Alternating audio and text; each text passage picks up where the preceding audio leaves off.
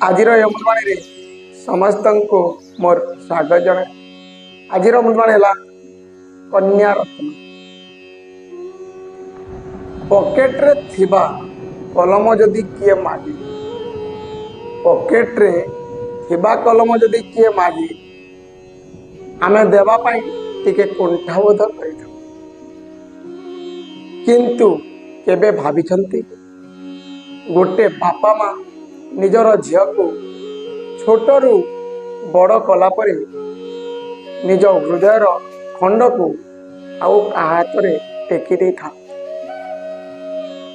दुनिया रे एभली किछि लोक अछंती एते मूल्यवान रत्न नेला परे मध्य संपत्ति मांगती,